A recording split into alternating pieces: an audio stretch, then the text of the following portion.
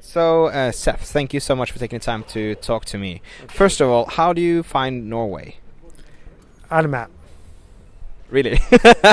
Do you like us? Do you I have time see. to spend Okay. time I at was being Norway? a wise guy. I'm sorry. Yeah, I like it. It's fascinating because when you go to a place that's traditionally isolated, island places, cold places, it's very different than when you go to a place that's not. So Istanbul is a crossroads. Norway is not. Norway is about sending out expeditions. And the culture is very different. That in Istanbul, where I was last month, a lot of focus on what else is happening everywhere and ideas crossing. And in Norway, there's more of a this is here, this is now mindset.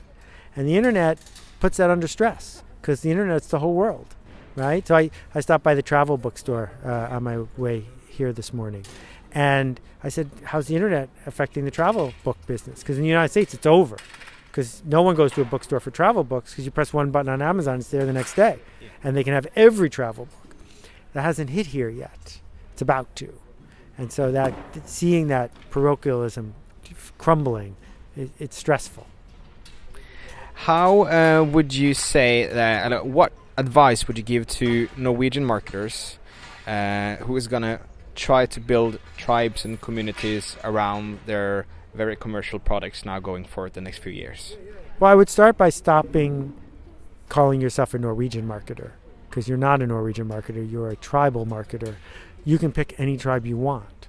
So it can be the tribe of people anywhere in the world who are app developers for Android. It could be the tribe of people anywhere in the world who are into cool eyeglasses. It could be the tribe, right? Or it could be the tribe within a tiny circle inside Norway of, skate skiers at the Olympic level.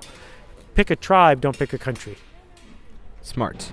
And in terms of the way they should communicate, is it a few things they need to focus on that, looking back, marketers traditionally haven't been really good at focusing on? Yeah, well, most marketers are mushroom farmers.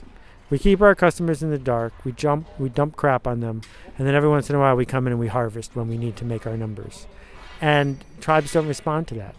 Tribes respond to sunlight and to care and to feeding and to someone who's aware of what they need and what they want. So one way to remember this is don't try to find customers for your products. Try to find products for your customers. Smart.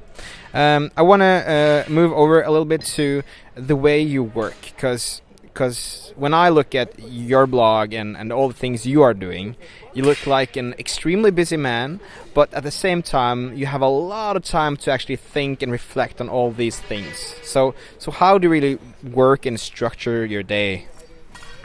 Here's the most useful piece of advice I can give. I don't go to any meetings, and I don't have a television. If you do those two things, you will free up 11 hours a day on average. So with 11 hours a day, I get to be me. It's not that hard once you give up those two things. That sounds very good. But how do you, when you say no to meetings, do you just do emails with them, or how do you communicate? I literally do not go to meetings. So, I run Squidoo, which at one point was the 45th biggest website in the United States. No one who works for me is in the same state as me. And so it's a team of people who weren't the best I could hire. They were the best, period, because they could be anywhere.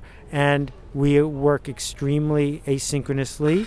We trust each other. We say this is what needs to get done, and someone does it. So we never have a meeting. Once a year, maybe, we have a meeting. And if someone wants me to come to an event and wants me to go to a meeting beforehand, I say, no, I won't go to the event. Sorry, I won't go to this meeting. I just don't go to meetings. They're not necessary. But you do say that you need to spend some time on your tribe and the people around you. I spend time with people all the time. I have one-on-one conversations with people all the time. I dig deep into the experience of what it is to be part of or to lead many tribes. I just don't go to meetings. There's a really big difference. A meeting is a group of people sitting in a circle waiting for someone else to take responsibility. That is silly. Yeah, I agree on that.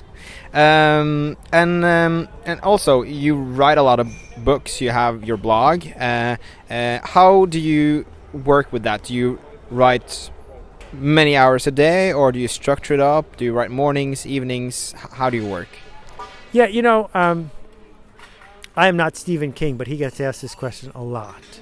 And like him, I don't like this question. And the reason I don't like this question is Doesn't matter what kind of keyboard I have. It doesn't matter what kind of typewriter I have. It doesn't matter how I do it.